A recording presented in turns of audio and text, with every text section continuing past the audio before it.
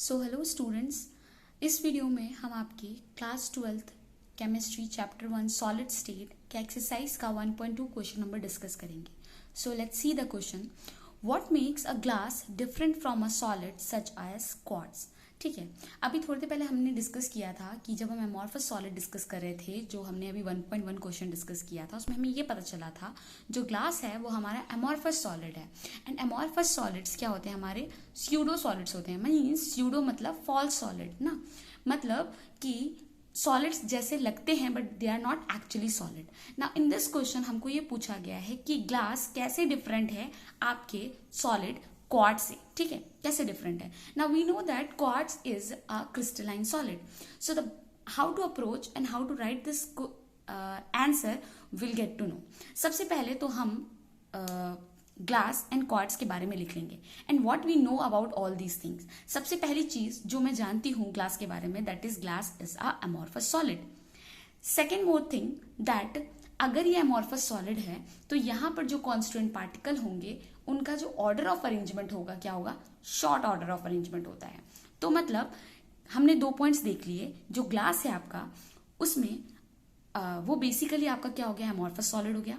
Second thing is constant particle they have the short range order, मतलब उनके particles का जो रेंज ऑर्डर ऑफ अरेंजमेंट है, particle बहुत बड़ा बड़ा चेन नहीं बना रहे, छोटे छोटे चेन बना रहे हैं। ठीक है, now quartz as the name suggested ये आपका क्रिस्टलाइन सॉलिड्स है। ठीक है, अब यहां पर क्या होता है? Since it is a crystalline solid, ये आपका जो कांस्टेंट पार्टिकल का जो अरेंजमेंट होता है वो काफी लॉन्ग रेंज ऑर्डर अरेंजमेंट होता है। जैसे कि क्वार्ट्ज का मॉलिक्यूल SiO2 से बनता है, वो आपस में टेट्राहेड्रली लोकेटेड टेट्राहेड्रली बॉन्ड बना के SiO4 जैसे दिखते हैं, but the basic formula of this quartz is SiO2, right? So ये आपका सबसे इंपॉर्टेंट चीज, ये आपका एमॉर्फस सॉलिड था और ये आपका क्रिस्टलाइन सॉलिड था। दूसरी चीज उसी से related, that is constant particle have short range order, और यहां पर आपका लॉन्ग रेंज अरेंजमेंट हो गया। Now I think we have given the first part of that question, मतलब हमने अभी आंसर दे दिया आपका first part of the question का।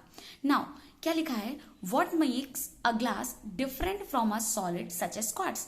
सो ये पॉइंट एंड ये पॉइंट को मिला के हमें समझ आ रहा है that is this is the points that is making the actual difference between quartz और तुम्हारा glass, right?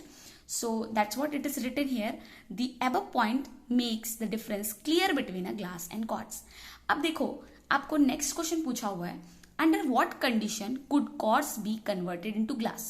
आपको पूछा गया है ऐसी कौन सी कंडीशंस होती हैं जहां पर आपका क्वार्ट्ज मतलब एक क्रिस्टलाइन सॉलिड आपका एमॉर्फस सॉलिड में कन्वर्ट हो जाए।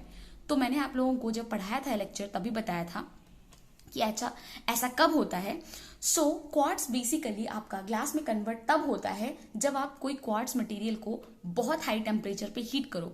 जब आप किसी क्वार्ट्ज को बहुत हाई टेम्परेचर पे हीट करोगे तो क्या होगा? वो अपने मेल्ट के फॉर्म में बनने लगेगा, मतलब मेल्टिंग का प्रोसेस स्टार्ट होने लगेगा। अब वो जो मेल्ट है, मतलब वो जो लिक्विड उसका फॉर्म है, उस मेल्ट को आप बहुत जल्दी से कूल कर दो, एकदम रैपिडली। जब आप उसको बहुत जल्दी से कूल कर दोगे रैपिडली, तो क्या होगा? तो आपका जो क्वार्ट्ज है वो कन्वर्ट हो जाएगा। कैसे? वो कन्वर्ट हो जाएगा आपका एमॉर्फस सॉलिड में।